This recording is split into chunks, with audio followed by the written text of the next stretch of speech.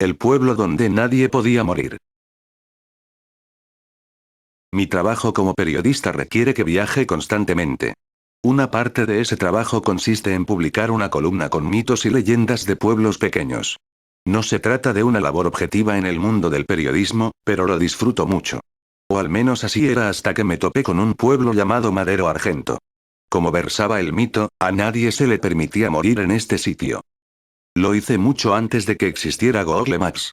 Para llegar al pueblo tuve que confiar en las instrucciones que me proporcionó la fuente.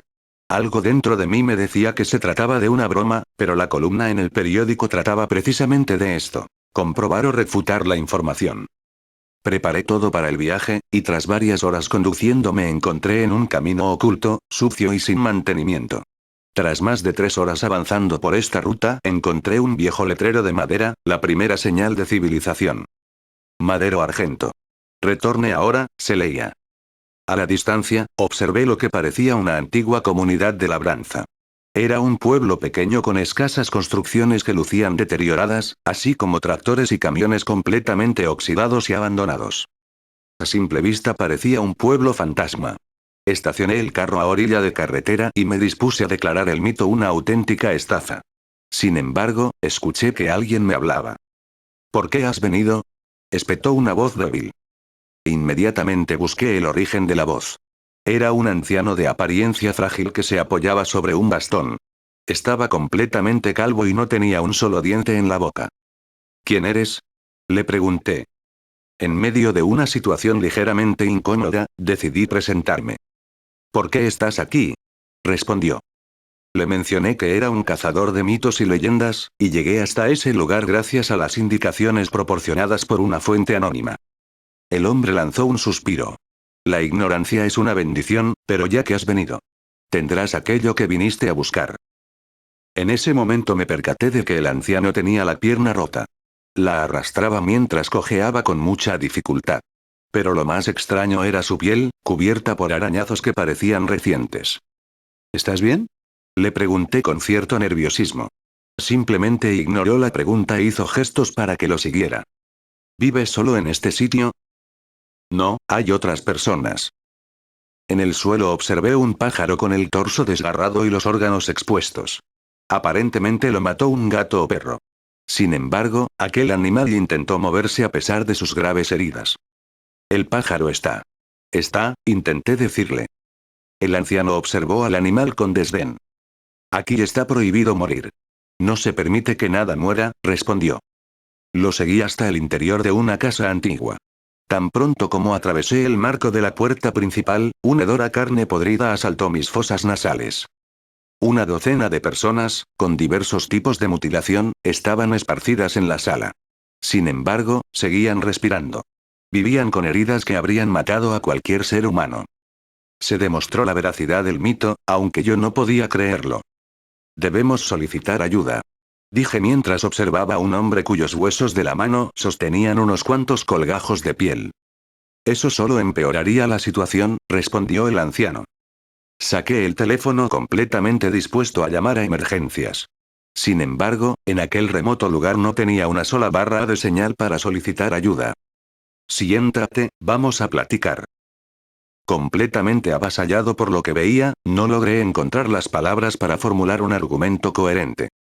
Has venido para conocer la historia de Madero Argento, y te la voy a contar, dijo el anciano. Me senté y observé a todas aquellas personas sufriendo en ese lugar.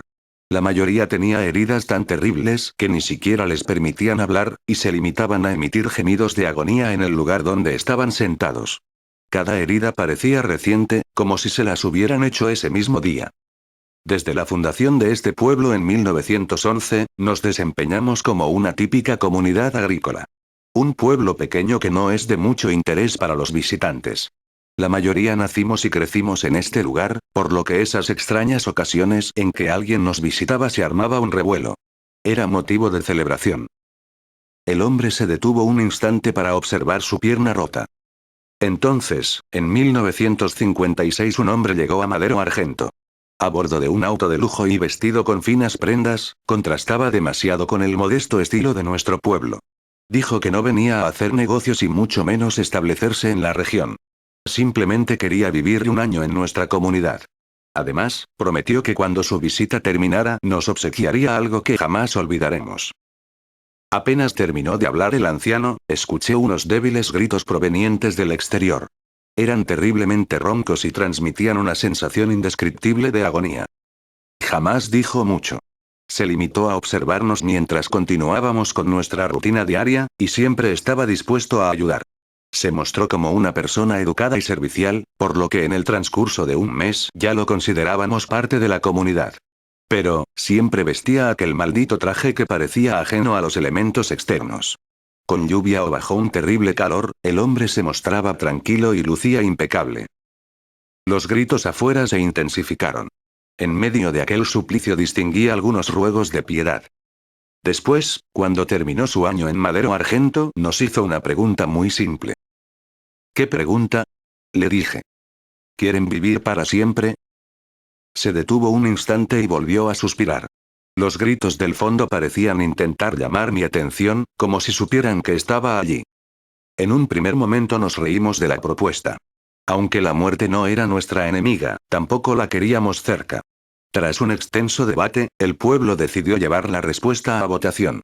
Ya puedes ver lo que elegimos. Me aproximé a la ventana intentando averiguar el origen de los gritos. Quería salir corriendo de ese lugar, pero algo en mi interior me lo impedía. Sentía una profunda lástima por la gente de Madero Argento, y realmente pretendía ayudarlos. Entonces, ¿vivirás para siempre? El anciano asintió. Prometió que nuestros cuerpos se mantendrían siempre jóvenes. Desgraciadamente, cuando el paso del tiempo dejó de afectarnos perdimos la capacidad de sentir sed, hambre y la necesidad de dormir. Somos inmunes a las heridas, enfermedades o destrucción. Pero no podemos sanar. Cada una de las lesiones que sufrimos, sin importar lo pequeña o grave que sea, se quedará con nosotros hasta el fin de los tiempos. Esa es nuestra maldición. ¿Qué sucede con la gente que grita? Le pregunté. Suspiró nuevamente. Vienen del granero.